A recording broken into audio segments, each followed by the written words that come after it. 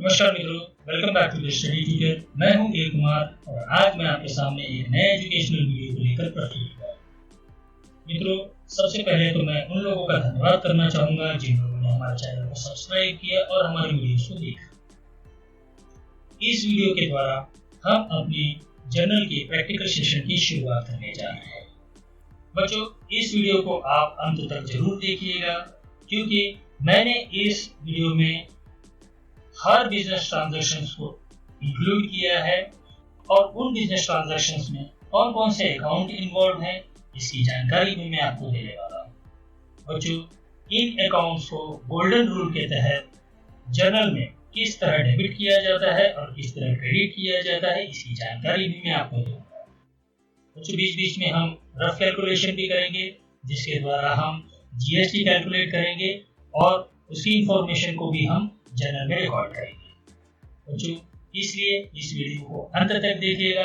यदि आपको ये वीडियो पसंद आए तो इसे लाइक जरूर कीजिएगा। बच्चों, यदि आपको ये वीडियो पसंद ना आए तो आप कमेंट बॉक्स में कमेंट जरूर लिखिएगा ताकि हम अपनी गलतियों को सुधार सके और आपके सामने एक बेहतरीन एजुकेशनल वीडियो को पेश कर सके। तो बच्चों, आपका समय ज्यादा न लेते हुए मैं आगे बढ़ता हूँ और जर्नल की इस प्रैक्टिकल सेशन की शुरुआत करता हूँ।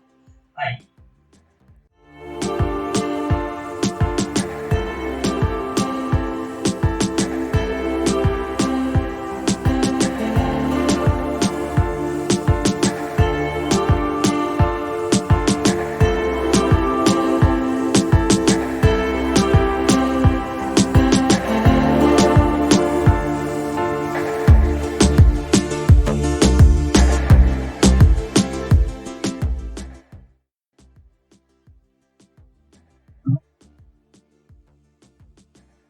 So guys, let us start some practical problems on how to record entries in journal. यहाँ पे लेफ्ट हैंड साइड में क्वेश्चन नंबर 1 दिया गया है जिसमें लिखा गया है generalized the following information in the books of Abhinav stores. ठीक है, ये सारे बिजनेस ट्रांजेक्शन्स है। राइट हैंड साइड में आपको अकाउंट टू बी डेबिटेड लिखना है, अकाउंट टू बी क्रेडिटेड लिखना है। उसके बाद में ये जर्नल का फॉर्मेट है, यहाँ पे सॉल्यूशन है and the heading is in the top row, that is in the books of Messrs Abhinav Stores, क्योंकि Messrs Abhinav Stores के जर्नल बुक में हम बिजनेस ट्रांजेक्शन को रिकॉर्ड करने वाले हैं। ठीक है, यहाँ पे डेट है, particulars, ledger folio, debit amount, credit amount. ये तो let's go ahead and solve this problem. We have to journalize the following information in the books of Abhinav stores. तो सबसे पहले यहाँ पे डेट दिया गया है और यहाँ पे उन्होंने पर्टिकुलर्स दिया है, बिजनेस ट्रांजैक्शन दिया है विच इज क्वेश्चन। ठीक है, इसी के आधार पर हमें अलग अलग टाइप्स ऑफ अकाउंट्स को समझना है जो उस बिजनेस ट्रांजैक्शन में इन्वॉल्व है। उन रिस्पेक्टिव अकाउंट्स के गोल्डन रूल्स को ध्यान में रखते हुए हमें इन ट्रांजैक्शंस को अभिनव स्टोर्स के जर्नल बुक में रिकॉर्ड करना है। ठीक है, तो सबसे पहले है 2019 जून 1। ठीक है, 1 जून को 2019 में अभिनव स्टोर्स में क्या ट्रांजैक्शन हुआ ये यहाँ पे दिया गया है। Purchase goods for cash from mister Sanjay 3000। Sanjay से इन्होंने गुड्स परचेज किया, वो भी कैश में। 3000 का गुड्स इन्होंने परचेज किया। तो हमें अब यहाँ पर कौन सा अकाउंट डेबिट होने वाला है और कौन सा अकाउंट क्रेडिट होने वाला है ये लिखना है। लेकिन उसके पहले हमें ये समझना है कि इस ट्रांजैक्शन में कौन से दो अकाउंट इन्वॉल्व हुए हैं।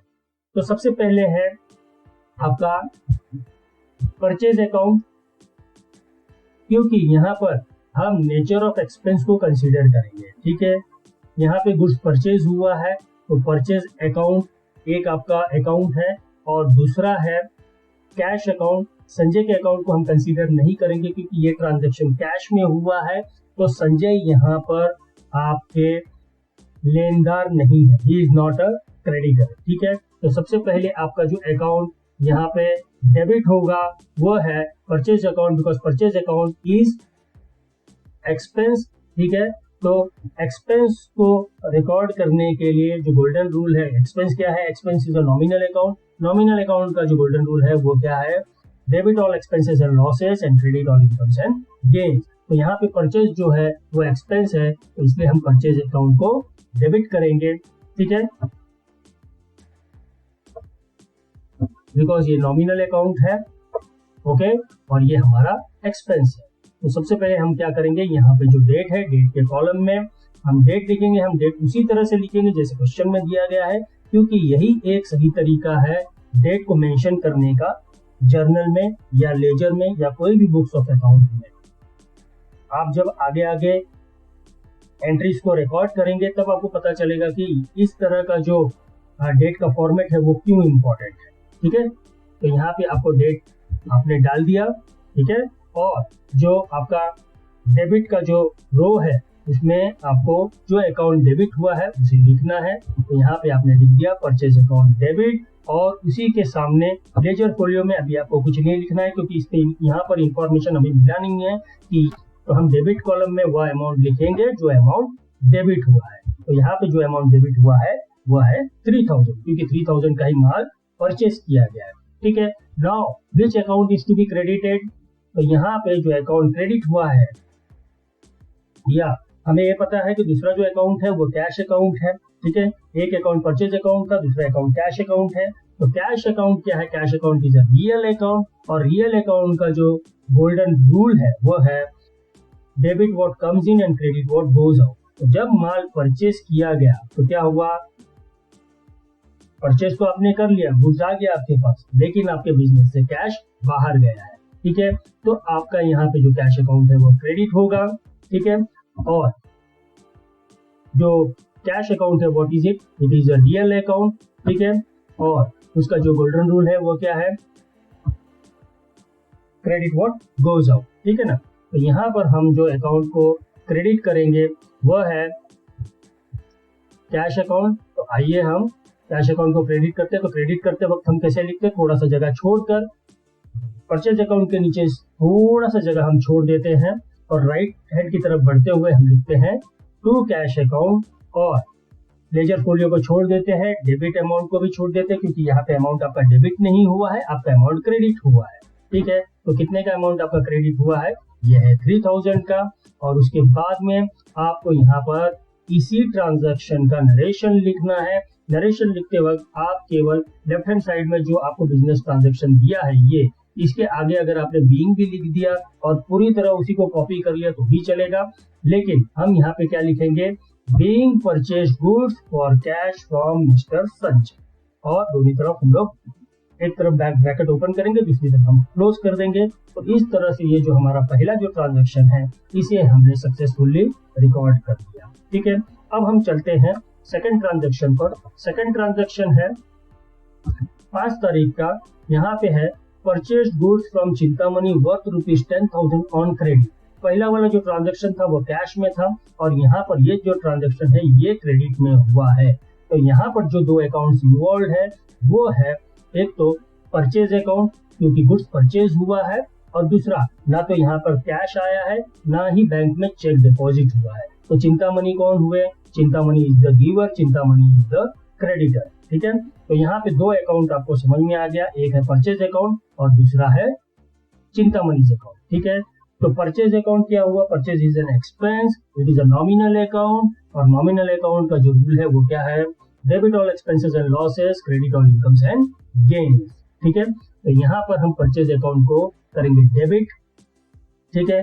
उसी जगह दूसरा अकाउंट जो है Chintamani account is a personal account, ठीक है ना, पर्सनल अकाउंट। और यहाँ पर चिंतामणि कौन है, he is the giver of the good, ठीक है ना, he is the giver of the good, he is the creditor, ठीक है।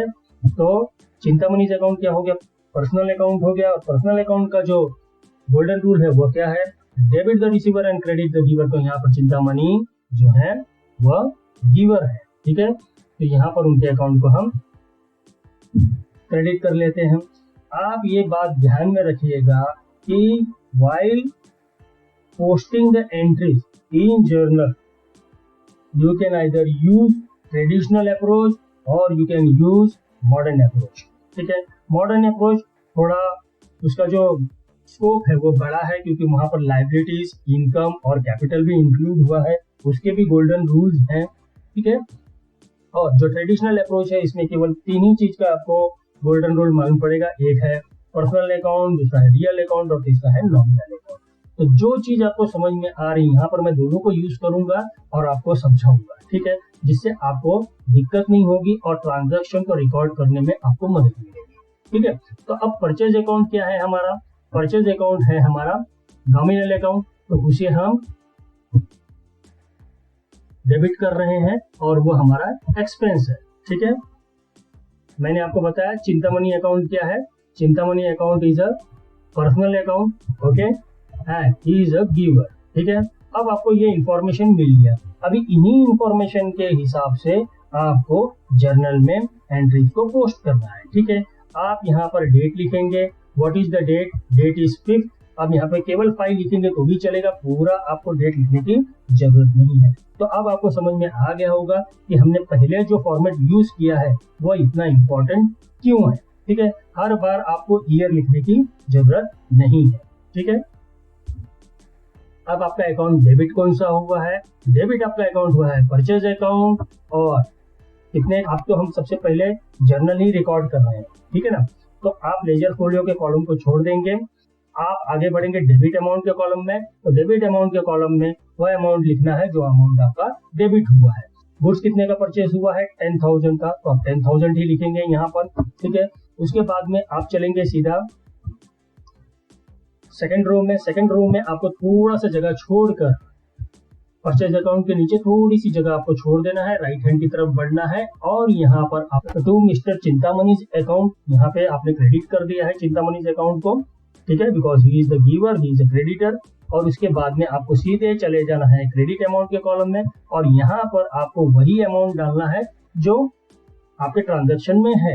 यानी गुड्स परचेज हुआ है 10,000 का, तो चिंतामणि कितने का चिंतामणि ने गुड्स दिया है, कितने के क्रेडिटर हैं वो भी 10,000 के ही क्रेडिटर है, ठीक है। इसके बाद में आपको नरेशन लिखना है। नरेशन लिखने के वक्त मैंने आपको कहा था कि जो भी ट्रांजैक्शन का इंफॉर्मेशन आपके पास मिला है उसके आगे अगर आप बीइंग लिख देंगे तो भी चलेगा, आपको खाली ब्रैकेट में लिखना है उस चीज को। या फिर हम यहाँ पर ऐसे लिखेंगे being purchase goods on credit from mister Chintamani. Amount लिखने की जरूरत नहीं है क्योंकि अमाउंट का इंफॉर्मेशन ऑलरेडी आपके डेबिट और क्रेडिट के कॉलम में आपने लिख दिया है, ठीक है। अब हम चलते हैं तीसरे ट्रांजैक्शन पर। तीसरा ट्रांजैक्शन भी 5 तारीख को ही हुआ है। It is on 5th June 2019। ये ट्रांजैक्शन है return goods worth ₹2,000 to mister Chintamani. अब पहले ट्रांजैक्शन में चिंतामणि से 10,000 का गुड्स परचेज हुआ है, ठीक है। अब यहाँ पर अभिनव स्टोर्स ने क्या किया, उनका जो गुड्स 2,000 का था उसे रिटर्न किया। कोई भी कारण हो सकता है, मैंने आपको अपने पिछले लेक्चर में बताया कि गुड्स किन कारणों की वजह से रिटर्न हुआ। तो यहाँ पे कोई कारण तो लिखा नहीं है कि किस वजह से उनका गुड्स रिटर्न हुआ है, ठीक है। यहाँ पर क्या है, अब हमें 2 अकाउंट को समझना है और हमें क्या करना है, उस अकाउंट को क्लासिफाई करके फिर हमें उसका डेबिट इफेक्ट और क्रेडिट इफेक्ट हमें बताना है, ठीक है। तो यहाँ पे 2 अकाउंट कौन से इन्वॉल्व हुए हैं? एक तो है आपका चिंतामणि अकाउंट, ठीक है। गुड्स रिटर्न हुआ है यानी अभिनव स्टोर से गुड वापस गया है, तो ये क्या हो गया, रिटर्न आउटवर्ड, यानी ये बिजनेस से बाहर गया है, ये परचेज रिटर्न हो गया है, ठीक है ना। तो 2 अकाउंट कौन से इन्वॉल्व हुए, एक तो चिंतामणि, दूसरा परचेज रिटर्न अकाउंट, ठीक है। तो चिंतामणि अकाउंट को आपको डेबिट कर देना है क्योंकि Chintamani is the receiver of the good, ठीक है ना। चिंतामणि को हमने वापस से अभिनव स्टोर ने वापस से गुड्स को रिटर्न कर दिया है, तो Chintamani is the receiver of the good, ठीक है ना। तो चिंतामणि अकाउंट को हम डेबिट करेंगे। चिंतामणि अकाउंट क्या है, पर्सनल अकाउंट है और who is he is the receiver of the good, ठीक है ना। इसलिए हमने इस अकाउंट को डेबिट कर दिया according to golden rules of personal account, ठीक है। अब जो अकाउंट क्रेडिट होने वाला है वो कौन सा है, purchase return account is a nominal account, here the purchase expense is decreased and hence it is credited. अब जो परचेज रिटर्न अकाउंट है वो क्या है, नॉमिनल अकाउंट है। अब आइए आप मॉडर्न अप्रोच का जो रूल है वो क्या बोलता है if expense is decreased then it must be credited. ठीक है ना। तो आपका परचेज रिटर्न अकाउंट क्या है, it is a nominal account. ठीक है, और परचेज एक्सपेंस आपका यहाँ पर डिक्रीज हो रहा है। क्यों? क्योंकि जो आपने माल खरीदा था, बराबर है, उसी को आप अभी वापस कर रहे हो, यानी आपका जो परचेज एक्सपेंस है वो डिक्रीज हो गया है। तो यहाँ पर क्या होगा, यह अकाउंट आपका क्रेडिट होगा। कौन सा अकाउंट क्रेडिट होगा? Purchase return. ठीक है, तो यहाँ पर आपको परचेज रिटर्न अकाउंट को क्रेडिट कर देना है और इट्स अ नॉमिनल अकाउंट। ठीक है ना। अब हम यहाँ पर क्या करेंगे, जो डेट है वो डेट डालेंगे जर्नल में और उसके सामने हम जो अकाउंट डेबिट हुआ है उसकी एंट्री करेंगे। तो मिस्टर चिंतामणि's अकाउंट इज डेबिट, ये आपको यहाँ से मालूम पड़ रहा है। ठीक है, अब हमें चलना है डेबिट अमाउंट के कॉलम में। तो डेबिट अमाउंट के कॉलम में आप वो अमाउंट लिखेंगे जो अमाउंट डेबिट हुआ है। उसके बाद में आप उस अकाउंट की एंट्री करेंगे जो अकाउंट क्रेडिट हुआ है। तो थोड़ी सी जगह छोड़कर मिस्टर चिंतामणि अकाउंट के नीचे राइट हैंड साइड में आपको लिखना है टू रिटर्न आउटवर्ड अकाउंट और परचेज रिटर्न अकाउंट। ठीक है ना। तो यहाँ पे जो गुड्स है वह आपके बिजनेस से आपने वापस रिटर्न किया या अभिनव स्टोर से वो जो गुड्स है वो वापस रिटर्न हुआ है चिंतामणि को। ठीक है, चिंतामणि यहाँ पर रिसीवर है और गुड्स रिटर्न हुआ है, इसलिए यह अकाउंट क्रेडिट हुआ है। तो हम अब क्रेडिट अमाउंट के कॉलम में जाकर उसका जो अमाउंट क्रेडिट हुआ है उसकी भी एंट्री कर देते हैं। तो यहाँ पर 2000 का अमाउंट क्रेडिट हुआ है। ठीक है, अब आकर हम नरेशन लिखते हैं। तो यहाँ पर नरेशन सिंपल लिखना है, बीइंग गुड्स रिटर्न। ठीक है, अब हम चलते हैं नेक्स्ट ट्रांजैक्शन पर, वह है 9 तारीख का, यानी it is on 9th June 2019। What is the transaction? Sold goods worth rupees 4500 for cash to mister Ashok. यहाँ पर गुड्स अभिनव स्टोर्स ने बेचा है टू मिस्टर अशोक को और कैश में ये गुड्स बेचा है। ठीक है, तो यहाँ पर आपका जो अकाउंट इन्वॉल्व है वो है सेल्स अकाउंट, कैश अकाउंट और अशोक अकाउंट। लेकिन यहाँ पर आप अशोक के अकाउंट को इम्पोर्टेंस नहीं देंगे या कंसीडर नहीं करेंगे, क्योंकि ये जो ट्रांजैक्शन है ये कैश में कंप्लीट हो चुका है। ठीक है, अशोक अब अभिनव स्टोर्स के देनदार नहीं है, he is not a debtor. ठीक है, तो यहाँ पर जो अकाउंट इन्वॉल्व हुआ है वह है कैश अकाउंट और सेल्स अकाउंट। ठीक है, सेल करने पर कैश बिजनेस में आता है तो कैश अकाउंट को हम डेबिट करेंगे। ठीक है, okay. Cash account is a real account and cash comes in the business. ठीक है ना। और जो अकाउंट क्रेडिट हुआ है वह है सेल्स अकाउंट, क्योंकि सेल्स क्या है बिजनेस में? सेल्स क्या है? Sales is an income. ठीक है ना। तो सेल्स क्या है? सेल्स ये आपका नॉमिनल अकाउंट हुआ और नॉमिनल अकाउंट के लिए जो गोल्डन रूल है वो क्या है? Debit all expenses and losses, credit all incomes and gain. ठीक है ना। तो सेल्स क्या है? सेल्स आपका इनकम है। ठीक है, इसलिए सेल्स को यहाँ पर क्रेडिट किया गया है। ठीक है, गोल्डन रूल के हिसाब से। तो अब हम जाते हैं डेट के कॉलम में और यहाँ पर जो डेट जिस तारीख को यह ट्रांजैक्शन हुआ है उसी तारीख को हम लिखेंगे यहाँ पर, और जो अकाउंट डेबिट हुआ है उसे लिखेंगे। यहाँ पर कैश अकाउंट डेबिट हुआ है, डेबिट अमाउंट के कॉलम में हम डेबिट अमाउंट लिख देंगे। कितने का है? 4500। कैश कितना आया? 4500। ये आपके लेफ्ट हैंड साइड के बिजनेस ट्रांजैक्शन के इंफॉर्मेशन से आपको पता चलता है। दूसरा है आपको जो अकाउंट आपने क्रेडिट किया है उसे लिखना है। तो यहाँ पर जो अकाउंट क्रेडिट हुआ है वह है टू सेल्स अकाउंट। ठीक है, और आपको क्रेडिट अमाउंट के कॉलम में वह अमाउंट लिख देना है जो क्रेडिट हुआ है, तो इट इज 4500। ये बात आप हमेशा ध्यान में रखिएगा कि जितने अमाउंट का डेबिट हुआ है उतने ही अमाउंट का क्रेडिट भी होना चाहिए। तो ये बात आप हमेशा ध्यान में रखिएगा कि whenever you are recording the entry, the debit amount must be equal to the credit amount। ठीक है, the debit amount जो आप डाल रहे हो it must be equal to the credit amount. ठीक है, अब चलते हैं हम नेक्स्ट ट्रांजेक्शन पे, वह भी है 9th को ही, 9 जून 2019 को। What is the transaction? The transaction is sold goods worth ₹7,000 on credit to mister Sanjay. ये ट्रांजेक्शन क्रेडिट पे हुआ है, माल बेचा गया है, अभिनव स्टोर से माल बेचा है संजय को, ठीक है, 7,000 में। तो यहाँ पर जो दो अकाउंट्स है वो कौन से हैं? एक तो सबसे पहले है आपका सेल्स अकाउंट, यहाँ पर कैश भी नहीं आया है और चेक भी नहीं मिला है। ठीक है, तो यहाँ पर कैश और चेक को छोड़ दीजिए क्योंकि यहाँ पर कोई भी ये इंफॉर्मेशन नहीं है। दूसरा जो अकाउंट इन्वॉल्व है वो है मिस्टर संजय। तो यहाँ पर जो माल बेचा गया है वो मिस्टर संजय को मिला है। Sanjay is the debtor now because ये माल क्रेडिट पर बेचा गया है। ठीक है, तो यहाँ पर संजय कौन है? संजय इज द रिसीवर और डेटर। संजय का अकाउंट आपका डेबिट हुआ। ठीक है, क्यों डेबिट हुआ? Because it is a personal account, और पर्सनल अकाउंट का जो गोल्डन रूल है वो क्या बोलता है? Debit the receiver and credit the giver. इसलिए हमने मिस्टर संजय अकाउंट को डेबिट किया because he is the receiver. ठीक है ना। और जो अकाउंट आपका क्रेडिट हुआ है वो कौन सा है? Sales account. सेल्स अकाउंट मैंने आपको पहले ही बताया कि it is a nominal account and it is an income. ठीक है, तो गोल्डन रूल के हिसाब से जो नॉमिनल अकाउंट का गोल्डन रूल है उसके हिसाब से क्या होगा? Debit all expenses and losses and credit all incomes and gains. तो हमने सेल्स अकाउंट को यहाँ पर क्रेडिट किया है।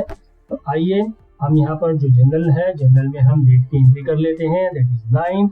और जो अकाउंट पर्टिकुलर के अकाउंट में जो अमाउंट सबसे पहले डेबिट हुआ है उसकी एंट्री करते हैं, that is mister Sanjay account debit.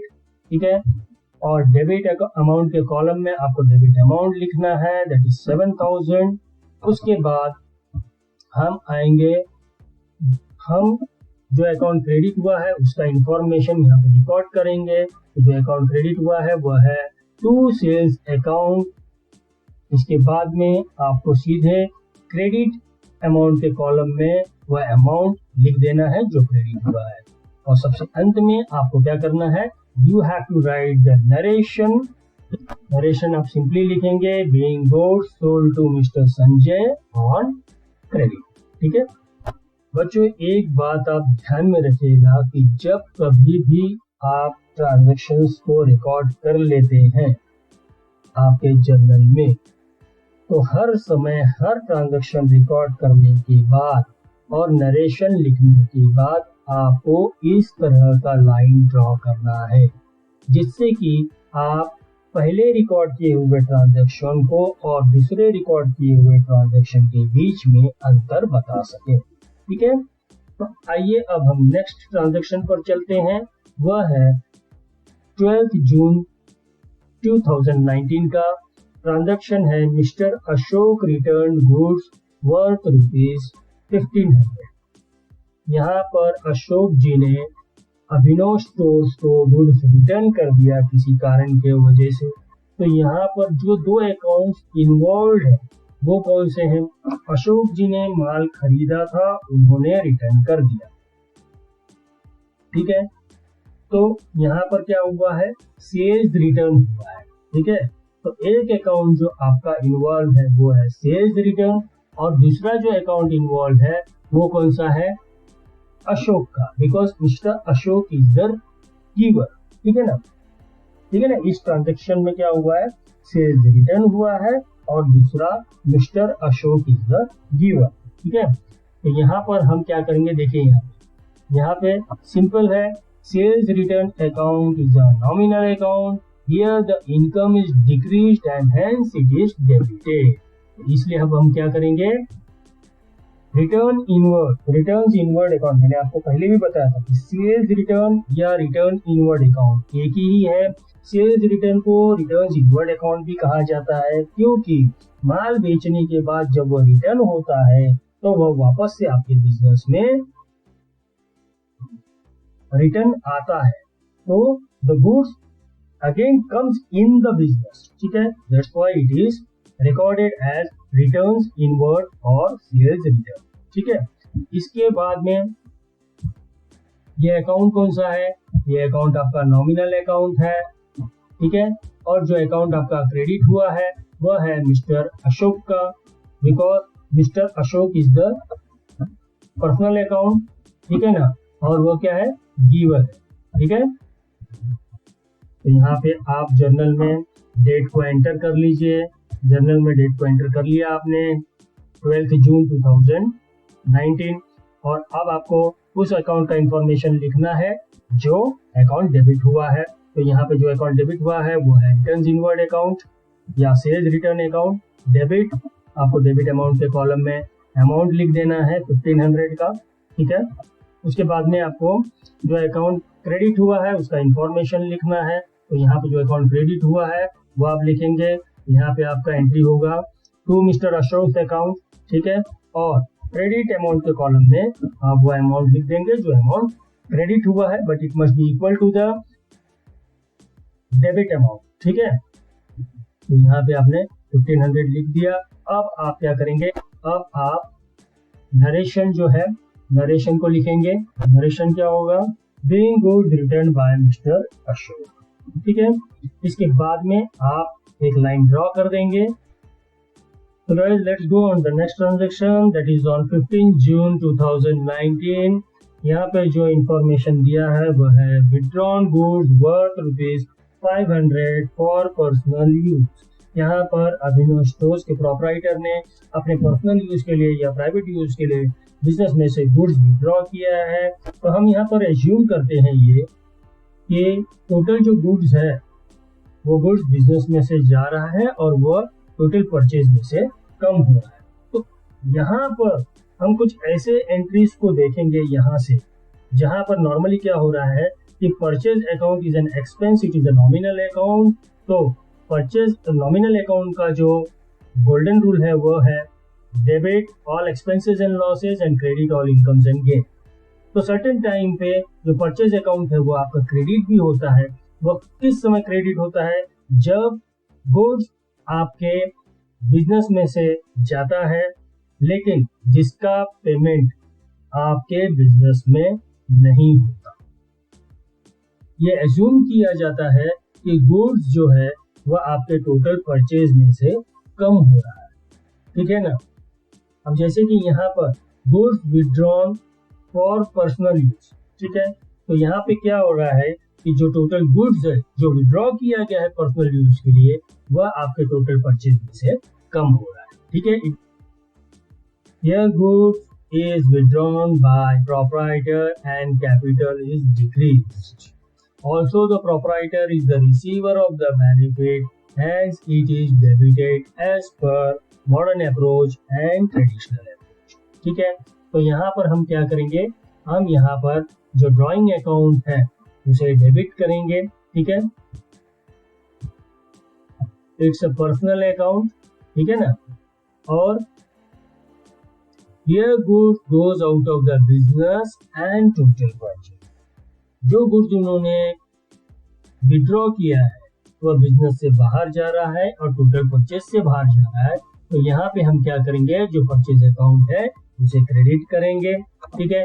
Purchase account is a nominal account and good goes out from total purchase, ठीक है ना।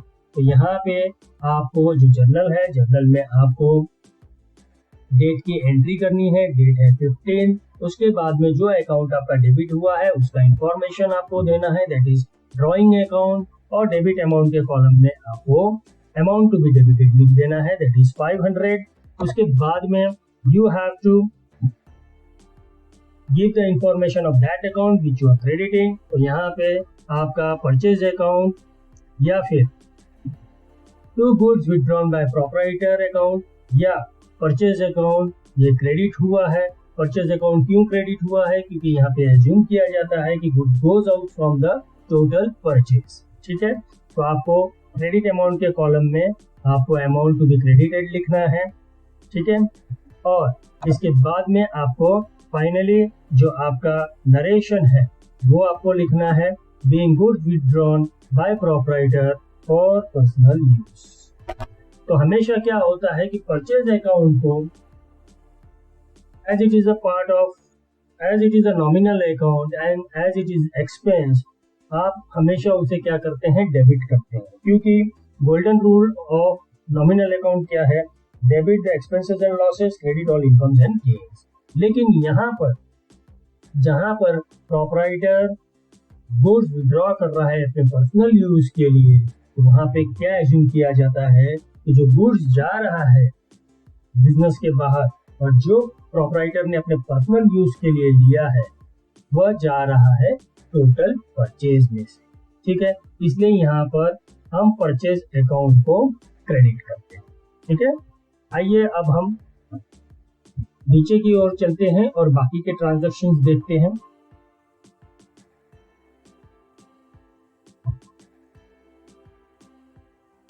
ये ट्रांजैक्शन भी 15 जून 2019 को हुआ है। Goods worth ₹700 distributed as free sample. देखिए यहाँ पर भी दो अकाउंट इन्वॉल्व है। एक तो गुड्स डिस्ट्रीब्यूट हुआ है as a free sample. Free sample कब डिस्ट्रीब्यूट होता है, जब प्रोपराइटर को अपने बिजनेस का एडवर्टीजमेंट करना होता है या अपने प्रोडक्ट का एडवर्टीजमेंट करना होता है, ठीक है। तब वह क्या करता है, अपने कुछ गुड्स को वह as a free sample distribute करता है। आपने मार्केट में देखा होगा कि कुछ कंपनीज अपने प्रोडक्ट को प्रमोट करने के लिए फ्री सैंपल पब्लिक में बांटती है, तो it is a part of advertisement. तो एडवर्टीजमेंट क्या है, इट इज एन एक्सपेंस, ठीक है। तो यहाँ पर जो दो अकाउंट इन्वॉल्व है वो है एडवर्टीजमेंट अकाउंट और परचेज अकाउंट। यहाँ पर भी परचेज अकाउंट क्यों, परचेज अकाउंट क्या है, purchase account, purchase is a process of acquiring goods in the business, ठीक है ना। तो यहाँ पर जो परचेज है, परचेज के द्वारा ही गुड्स आया है बिजनेस में।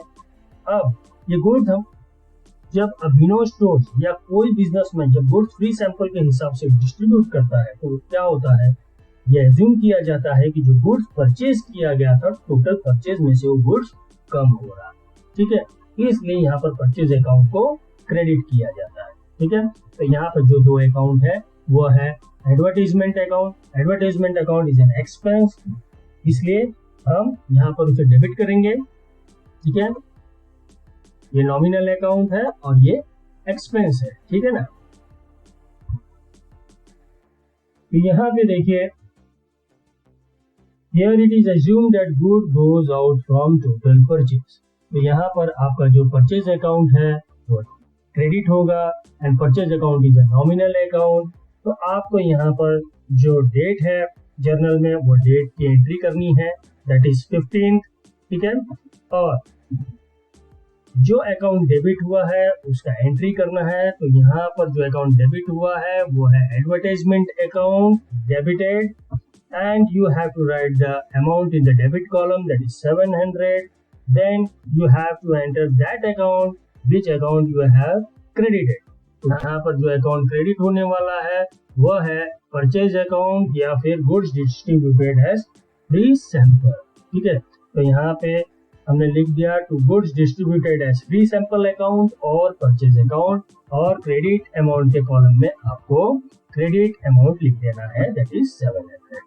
After that you have to write down the narration। narration है आपका being goods distributed as free sample। तो हमने देखा कि पहले का जो एग्जाम्पल था जहां पर प्रोपराइटर ने गुड्स को पर्सनल यूज के लिए विड्रॉ किया और एडवर्टाइजमेंट के लिए गुड्स को डिस्ट्रीब्यूट किया, तो ये दोनों सूरतों में यहाँ पर परचेज अकाउंट आपका क्रेडिट हुआ है, ठीक है। तो अब और दो तीन ऐसे एग्जांपल्स हैं जहां पर परचेज अकाउंट क्रेडिट होगा, तो उसे भी हम देखते हैं। आइए हम नेक्स्ट ट्रांजैक्शन पर चलते हैं, वो है 22 जून 2019 का। यहाँ पे गुड्स वर्थ 200, ये वाला goods worth 200 destroyed by fire. 200 का जो गुड्स था वो आग लगने की वजह से डिस्ट्रॉय हो गया, ठीक है। तो यहाँ पर जो दो अकाउंट इन्वॉल्व है वो कौन सा है, एक तो गुड्स जल जाने के वजह से लॉस हो गया, ठीक है। तो यहाँ पर जो आपका अकाउंट है, एक अकाउंट है वो लॉस बाय फायर है, ठीक है, लॉस हो गया। और दूसरा क्या है, परचेज अकाउंट, क्योंकि ये सारा जो गुड्स है ये एज्यूम किया जाता है कि ये सारा गुड जो डिस्ट्रॉय हुआ है ये टोटल परचेज में से डिस्ट्रॉय हुआ है, ठीक है ना। तो यहाँ पर हम क्या करेंगे, जो अकाउंट डेबिट होने वाला है वो है loss by fire account. Loss by fire account is a nominal account, ठीक है ना, ठीक है। और ये हमारा लॉस है बिजनेस का, ठीक है। तो नॉमिनल अकाउंट का जो गोल्डन रूल है वो क्या है, debit all expenses and losses, credit all incomes and gain, ठीक है। तो यहाँ पर आपने जो अकाउंट डेबिट होने वाला है उसका डिटेल आपने डाल दिया है। अब हम देखते हैं कौन सा अकाउंट यहाँ पे क्रेडिट होने वाला है। तो देखिए, here it is assumed that good goes out from the total purchase or good is destroyed from the total purchase, ठीक है। तो यहाँ पे आपको परचेज अकाउंट लिख देना है, ठीक है। ये आपका नॉमिनल अकाउंट है, ओके। इसके बाद में आपको यहाँ पर डेट के कॉलम में जर्नल में डेट का एंटर करना है। डेट को एंटर करना है तो डेट हमने एंटर कर दिया है, that is 22, okay. Now we will write the detail of the account which is debited. यहाँ पे आपका जो अकाउंट डेबिट हुआ है वो है लॉस बाय फायर अकाउंट, और डेबिट अमाउंट के कॉलम में आपको डेबिट अमाउंट लिख देना है, दैट इज 200। उसी के नीचे आपको the account to be credited लिखना है, तो वो है 2 goods destroyed by fire account और परचेज अकाउंट। ये दोनों में से कोई भी एक लिख सकते हैं, ठीक है, लेकिन दोनों लिखना ज्यादा अच्छा है, ओके। इसके बाद में आप क्रेडिट अमाउंट में, क्रेडिट अमाउंट के कॉलम में क्रेडिट अमाउंट लिख देंगे, दैट इज 200, और उसके बाद आप आपका नरेशन लिखेंगे, that is being goods destroyed by fire, और इसके बाद आप एक लाइन ड्रॉ कर देंगे और हम चलेंगे सेकंड ट्रांजैक्शन पे, सॉरी हम चलेंगे नेक्स्ट ट्रांजैक्शन पे, दैट इज अगेन ऑन 22। यहाँ पे जो बिजनेस ट्रांजैक्शन है वो है goods worth 300 destroyed by fire. 300 का माल जो था वो जल गया, ठीक है, and full claim was admitted by the insurance company. ऊपर का जो ट्रांजैक्शन था उसमें 200 का जो गुड्स है वो जल गया, ठीक है। यहाँ पे जो 22 का जो दूसरा ट्रांजैक्शन है वो क्या है कि goods worth 300 destroyed by fire and full claim was admitted by the insurance company. Goods तो जल गया, ठीक है, लेकिन अभिनव स्टोर के जो प्रोपराइटर थे उन्होंने अपने गुड्स का इंश्योरेंस करा कर रखा था।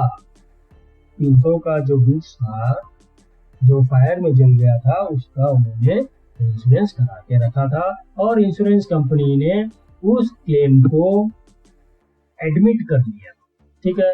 तो यहाँ पर क्या होगा, यहाँ पे देखिए, here the insurance company accepts the claim. यहाँ पर इंश्योरेंस कंपनी ने क्या किया, जो क्लेम था उसे एक्सेप्ट कर लिया, हेंस इट इज डेबिटेड, ठीक है। तो यहाँ पर क्या हुआ, दो अकाउंट इन्वॉल्व हो गया, एक तो इंश्योरेंस कंपनी, ठीक है, और दूसरा क्या होगा, परचेज अकाउंट, क्योंकि जो गुड्स डिस्ट्रॉय हुआ वो परचेज अकाउंट से ही हुआ।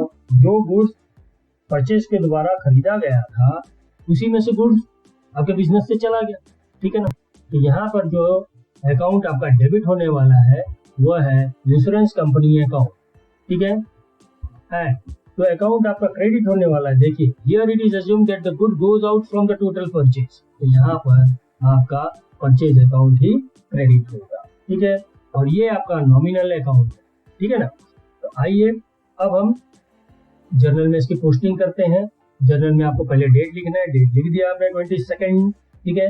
उसके बाद में the amount to be debited आपको करना है, तो it is insurance company account because it accepts the claim of the insurance, ठीक है।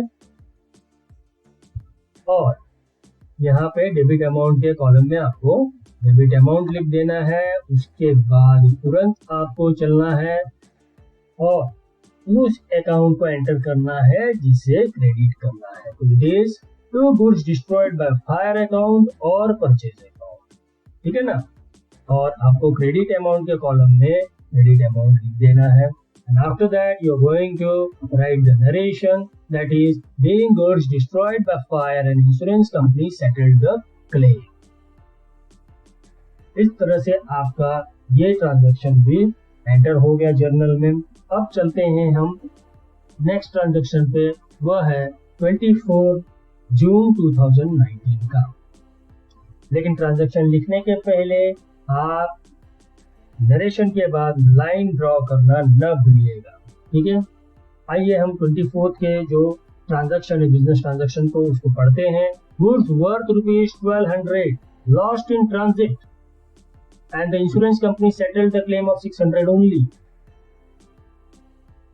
ट्रांजिट में गुड्स था ₹1200 का, ठीक है, वो लॉस्ट हो गया और इंश्योरेंस कंपनी, हालांकि अभिनव स्टोर्स वालों ने उस गुड्स का इंश्योरेंस करा कर रखा था, तो इंश्योरेंस कंपनी ने क्या किया, केवल 600 का जो क्लेम था 1200 में से उसी को सेटल किया, ठीक है। अब कितने सारे अकाउंट इन्वॉल्व है वो समझने की कोशिश कीजिए। सबसे पहले तो यहाँ पे आपका देखिए, यह the insurance company accept the part claim hence it is debited.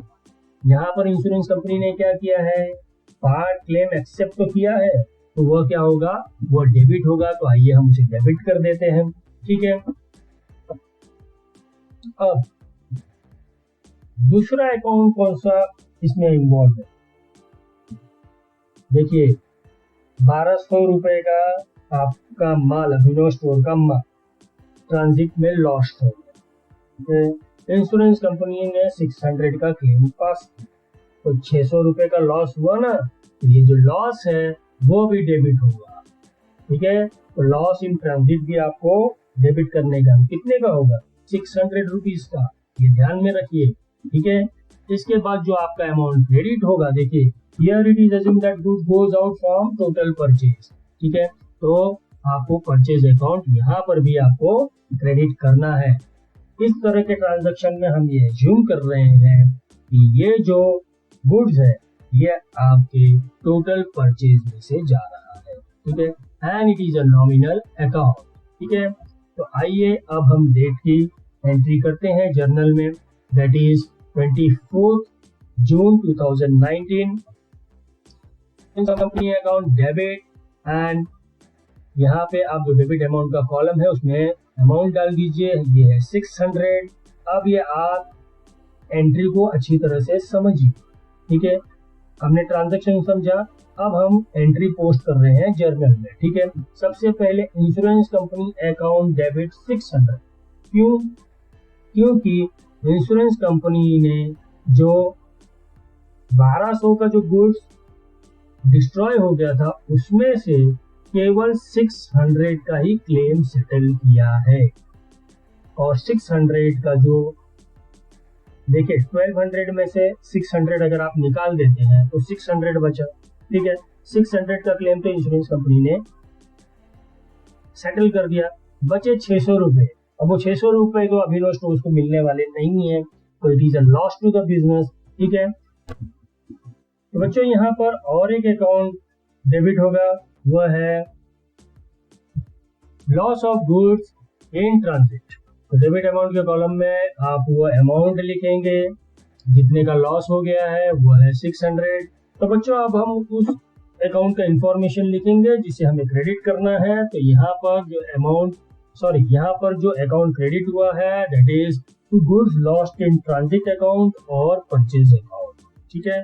और उसके बाद में हम चलते हैं क्रेडिट अमाउंट के कॉलम में, और वहां पर हम क्रेडिट अमाउंट को रिकॉर्ड कर देते हैं, दैट इज 1200। तो यहाँ इस एंट्री को आप अच्छी तरह से समझिए। देखिए यहाँ पे जो गुड्स लॉस्ट हुआ ट्रांजिट में वो है टोटल 1200 का, 1200 में से 600 जो है वो इंश्योरेंस कंपनी ने उसका क्लेम सेटल किया, बाकी का जो 600 है उसका अभिनव स्टोर को लॉस हो गया।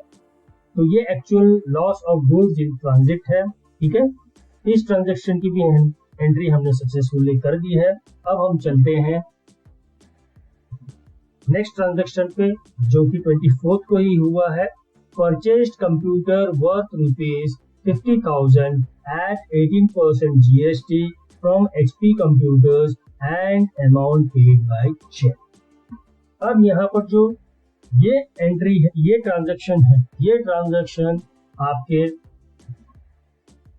जीएसटी पे है, ठीक है। देखिए यहाँ पे क्या लिखा है, परचेज कंप्यूटर वर्थ ₹50,000, 50,000 का कंप्यूटर परचेज किया अभिनव स्टोर्स ने, या प्रोपराइटर जो अभिनव स्टोर के थे उन्होंने कंप्यूटर परचेज किया है 50,000 का, और उस पर उन्होंने 18% जीएसटी भरा है, ठीक है। और उन्होंने अमाउंट किससे पे किया, चेक से पे किया। तो आइए हम लोग इसका एक रफ कैलकुलेशन देख लेते हैं, आपको यह क्लियर हो जाएगा कि कौन सा अकाउंट आपको डेबिट करना है और कौन सा अकाउंट आपको क्रेडिट करना है, ठीक है। उसके बाद में हम यहाँ पर आएंगे।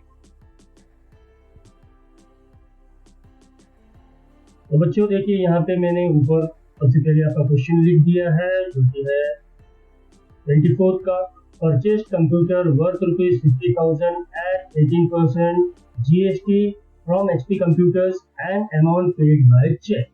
यहाँ पे परचेज किया गया है कंप्यूटर 50,000 का और उसके ऊपर 18% जीएसटी भरा गया है एचपी कंप्यूटर्स को, और ये जो पेमेंट है ये चेक से दिया गया है। तो यहाँ ठीक है, तो यहाँ पर बच्चों हम क्या करेंगे, हम जो रेट ऑफ जीएसटी है 18%, उसे दो इक्वल पार्ट में डिवाइड करेंगे। One will be included in input CGST and the other will be included in input SGST. तो आइए हम लोग रफ वर्क करते हैं। सबसे पहले यहाँ पे हमें लिखना है cost of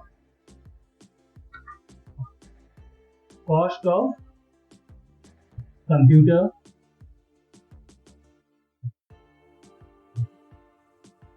now what is the cost of computer. Computer का जो कॉस्ट है वो है 50,000, ठीक है।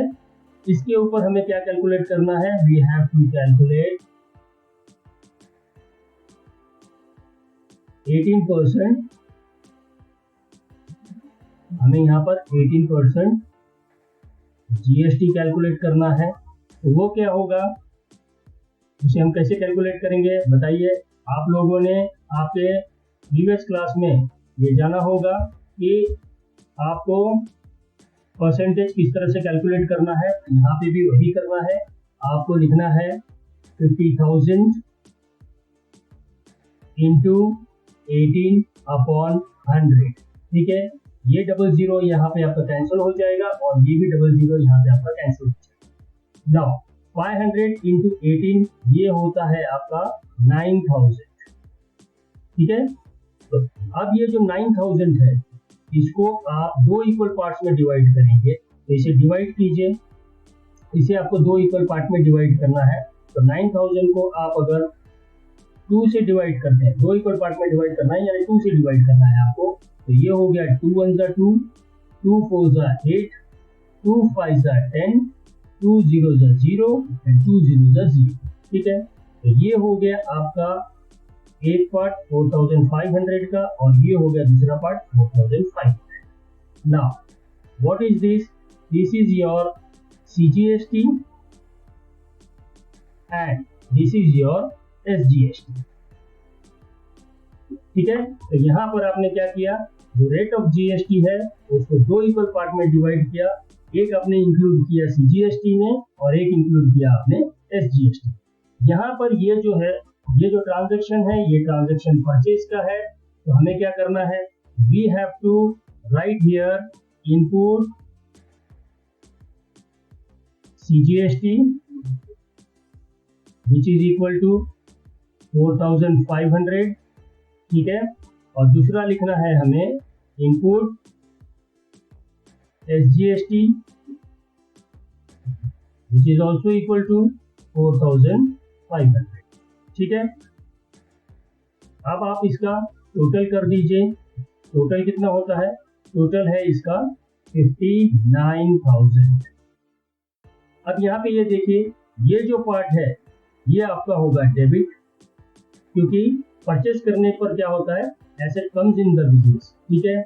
ये इनपुट सीजीएसटी भी परचेजर के लिए क्या है, एसेट है, ठीक है। तो ये भी डेबिट होगा, ओके। और इनपुट एसजीएसटी भी एसेट है तो ये भी डेबिट होगा, क्योंकि यह यूज करेगा वो अपने फ्यूचर में सेट ऑफ करने की, ठीक है। तो ये तीन अमाउंट डेबिट होंगे और ये जो अमाउंट है ये परचेजर ने चेक से पेमेंट किया है, ठीक है।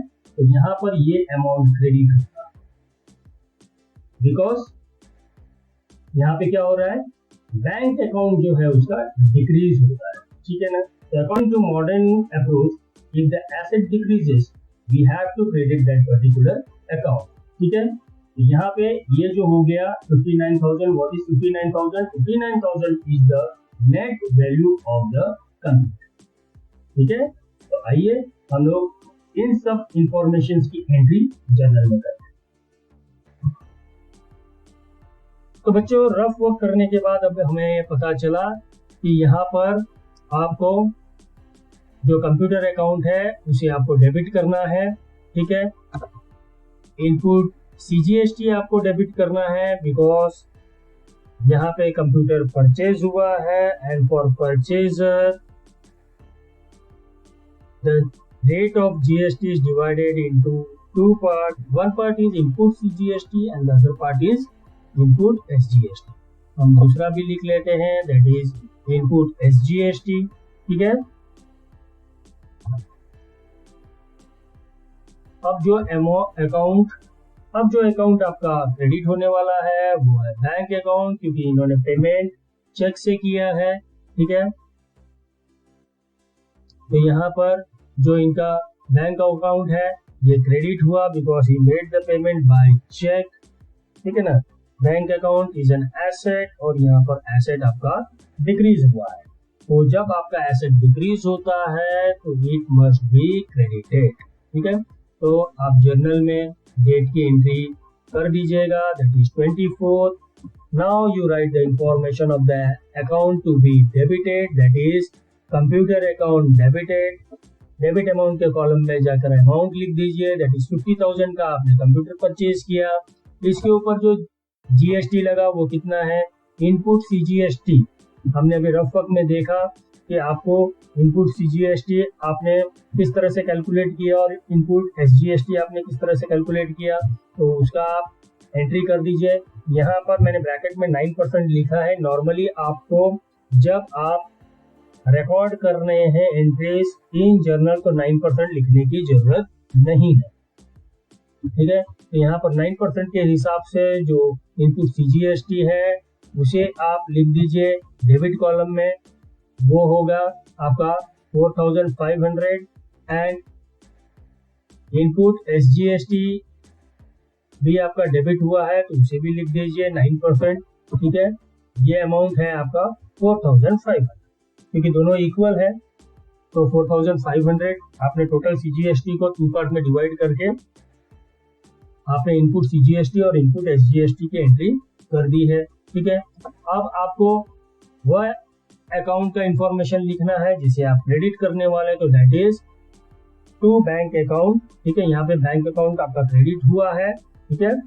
और यहाँ पे क्या करेंगे, जो आपका क्रेडिट अमाउंट का कॉलम है उसमें ये तीनों अमाउंट को आप ऐड करेंगे, 50,000 प्लस 4,500 प्लस 4,500, यानी 50,000 प्लस 4,500 प्लस 4,500, तो ये हो गया आपका कितनी। जब तीनों का टोटल करेंगे तो ये होगा आपका 59,000, okay.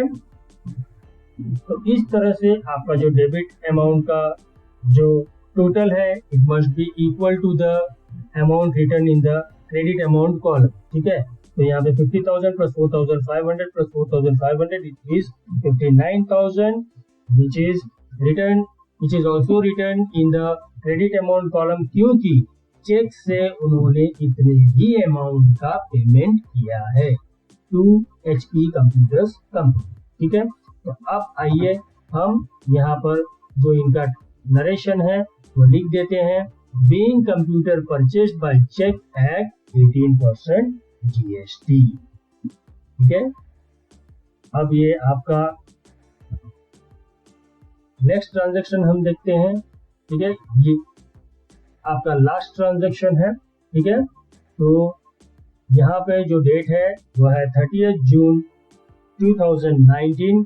This is the last transaction of your question number 1, ठीक है। Sold motor car worth ₹1 lakh and 28% GST and amount received by check। यहाँ पर देखिए पहले जो था 24 का जो ट्रांजैक्शन था वहाँ पे परचेज हुआ था, ठीक है। तो इनपुट CGST का जो कैलकुलेशन था वो मैंने आपको बताया। यहाँ पर अब ये जो 30th का जो ट्रांजैक्शन है ये सेल्स ट्रांजैक्शन है। यहाँ पे मोटर कार सेल किया गया है 1 लाख में एट 28% GST और पेमेंट कैसे किया गया है, बाय चेक किया गया है, ठीक है। तो आइए इसका भी जो कैलकुलेशन है वो हम सबसे पहले समझते हैं। इसके बाद में आपको ये पता चल जाएगा कि कौन सा अकाउंट आपको डेबिट करना है और कौन सा अकाउंट आपको क्रेडिट करना है, ठीक है। तो चलिए हम लोग रफ वर्क करते हैं। तो बच्चों यहाँ पर फिर से मैंने आपका जो क्वेश्चन है वो टॉप में लिख दिया है। 30 तारीख का है ये। Sold motor car worth ₹1 lakh at 28% GST and amount received by cheque. सबसे पहला वाला जो ट्रांजैक्शन था वो परचेज का था, ये ट्रांजैक्शन आपका सेल्स का है। तो यहाँ पर भी हमें GST कैलकुलेट करना है। तो सबसे पहले हम क्या लिखेंगे, यहाँ पर सबसे पहले हम लिखेंगे cost of motor car. Now what is the cost of motor car? Cost of motor car, यहाँ पे जो मोटर कार की कॉस्ट है वो कितनी है, 1 लाख, ठीक है। Now what you have to do, you have to calculate 28% GST, ठीक है। उसी तरह से कैलकुलेट करेंगे जिस तरह से हमने पहले किया था। हम सबसे पहले आप जो कॉस्ट है मोटर कार का वो लेंगे 1 लाख, ठीक है। उस पर 28% आप GST कैलकुलेट करेंगे। यहाँ पे आपका 20 कट हो गया, you have to cancel 2 zeros in 1 lakh, ठीक है। अब इसका वैल्यू निकालिए 28 into 1000 दैट इज 28,000, ठीक है। अब इसे आप दो इक्वल पार्ट में डिवाइड कीजिए। तो 28,000 को अगर आप 2 इक्वल पार्ट्स में डिवाइड करते हैं, यानी डिवाइड बाय 2 करना है आपको। 2 1 2, 2 1 2, 2 4 8, 2 0 0, 2 0 0 एंड 2 0 0, ठीक है। तो एक पार्ट आपका यहाँ पे आ गया 14,000 का और दूसरा पार्ट आपका यहाँ पे आ गया 14,000। Now this is your CGST, ठीक है। और ये हो गया आपका SGST, ठीक है। क्योंकि ये ट्रांजैक्शन सेल्स का है और यहाँ पर जो GST वो कलेक्ट कर रहा है परचेजर से, that is the liability which he has to pay to the tax authority, ठीक है ना। तो यहाँ पे क्या होगा, जो CGST है उसे हम लिखेंगे आउटपुट CGST, ठीक है, which is equal to 14,000, right. दूसरा है आउटपुट SGST, उसे भी हम लिखेंगे 14,000, ठीक है ना। तो यहाँ पे आपको फिर से इनका टोटल करना है क्योंकि आपको net value of motor car निकालना है, ठीक है। इसका टोटल कीजिए तो ये हो गया आपका 1,28,000, ठीक है ना। तो यहाँ पर जो मोटर कार है वो आपका क्रेडिट होगा, आउटपुट CGST आपका क्रेडिट होगा, आउटपुट SGST आपका क्रेडिट होगा। तो बच्चों यहाँ पर जो सेलर है, सेलर ने अपना मोटर कार बेचा है at 28% GST and he has received the payment by check। इसलिए यहाँ पर जो इनका बैंक अकाउंट है, बैंक अकाउंट इनका डेबिट होगा, बिकॉज इनका जो बैंक अकाउंट है वो इंक्रीज हो रहा है और according to modern approach if asset increases it must be debited. आप लोगों ने यहाँ पर मोटर कार के वैल्यू पे 28% GST कैलकुलेट किया, उसे दो इक्वल पार्ट में डिवाइड किया। One was included in output CGST and the other was included in output SGST, ठीक है। तो आइए ये सारे इंफॉर्मेशन को हम जर्नल में रिकॉर्ड करते हैं।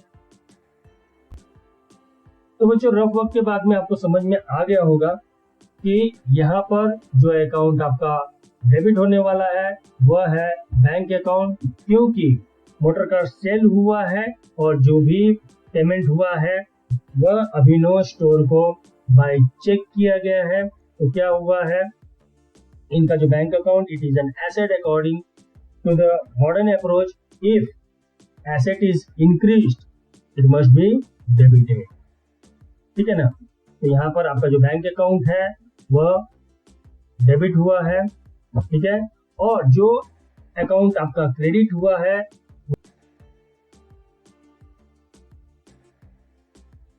दूसरा आउटपुट सीजीएसटी अकाउंट भी आपका क्रेडिट हुआ, ठीक है, और आउटपुट एसजीएसटी अकाउंट भी आपका क्रेडिट हुआ, because it is a liability which has to pay to the tax authority, ठीक है ना। ये लायबिलिटी है जो उन्होंने परचेजर से कलेक्ट किया है और इसे उन्हें किसे पे करना है, टैक्स अथॉरिटी को पे करना है after getting the set of, ठीक है ना। तो यहाँ पर सेट ऑफ क्या है ये मैंने आपको मेरे पिछले लेक्चर में बता दिया, ठीक है। तो अब हम लोग क्या करेंगे, अब हम इसका एंट्री जो है वह जर्नल में करते हैं। जर्नल में सबसे पहले हम डेट लिख देंगे, डेट इज 30th, और सबसे पहले उस अकाउंट का इंफॉर्मेशन लिखेंगे जिसे हमें डेबिट करना है, तो वह है बैंक अकाउंट डेबिट, ठीक है। आप अब डेबिट अमाउंट के कॉलम में जाइए और वहां पर अमाउंट लिख दीजिए, ये है 1,28,000। 1,28,000 कैसे आया ये हमने रफ वर्क में देख लिया, ठीक है। अब देखिए यहाँ पे क्रेडिट आपको, अब यहाँ पर आपको जो अमाउंट क्रेडिट करना है, सॉरी, अब यहाँ पर आपको जो अकाउंट क्रेडिट करना है उसका इंफॉर्मेशन देना है।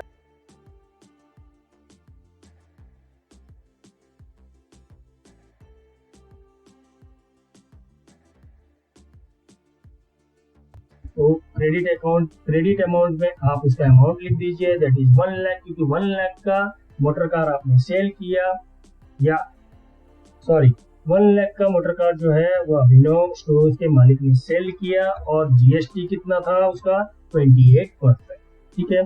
जीएसटी को रेट को 2 में डिवाइड किया गया, one is output CGST and other is output SGST, ठीक है। तो आउटपुट सीजीएसटी 14% है, ठीक है। तो उसका आप लिख दीजिए क्रेडिट अमाउंट के कॉलम में, दैट इज 14,000, और to output SGST account that is 14%, ये भी आपका 14,000, ठीक है। अब देखिए इसका टोटल कीजिए, ये टोटल है आपका 1,28,000। तो गाइस अभिनव स्टोर के मालिक ने अपनी मोटर कार बेची, according to the GST act 28% GST लगाया गया, ठीक है। तो मोटर कार था 1 लाख का, उसके ऊपर जो जीएसटी लगा वो है 28,000, तो टोटल मिला के कितना हुआ 1,28,000। 1,28,000 का चेक में रिसीव हुआ किससे, परचेजर से, ठीक है। इसीलिए बैंक अकाउंट में यहाँ पर 1,28,000 का हमने अमाउंट एंटर किया, ठीक है। अब ये आपका जो इंफॉर्मेशन आपको मिली थी उसे आपने अभिनव स्टोर्स के जर्नल में रिकॉर्ड कर दिया। रिकॉर्डिंग आपने जितनी भी एंट्रीज थी उसकी रिकॉर्डिंग आपने सक्सेसफुली कर दी। अब सबसे लास्ट में आपको क्या करना है, सबसे लास्ट में आपको डेबिट अमाउंट कॉलम और क्रेडिट अमाउंट कॉलम को आपको सम करना है, ठीक है, और उनका टोटल एकदम लास्ट में लिखना है। तो आइए हम लोग अब ये टोटल कर लेते हैं। तो ये जो आपका टोटल डेबिट अमाउंट कॉलम है इसका जो टोटल है, टोटल आपका हो गया 2,17,900। अब हम देखते हैं क्या क्रेडिट अमाउंट का जो कॉलम है उसका भी टोटल उतना ही है। जी हाँ, उसका भी टोटल 2,17,900 ही। यहाँ पर आपको टोटल लिख देना है, ठीक है, टोटल आपने लिख दिया। तो अब इससे आपको पता चल जाता है कि there is no arithmetic error, आपका डेबिट अमाउंट के कॉलम का जो टोटल है it is matching with the total of the credit amount column. So guys, you have entered all the business transactions in the journal of Abhinav Stokes. ठीक है, अब हम आगे बढ़ेंगे और दूसरे प्रैक्टिकल सम्स को करने की कोशिश करेंगे. आशा करता हूँ बच्चों कि ये वीडियो आपको पसंद आया होगा. Thank you for watching the lecture till the end. If you like the video, then please subscribe the channel. Please like and share the video with your friends and colleagues. And don't forget to click the bell icon for future updates. आप अपने comments को comment box में लिख सकते हैं. हम अब मिलेंगे अपनी अगली लेक्चर में. Till then, stay home, stay safe and start learning. Good luck. Take care. Bye.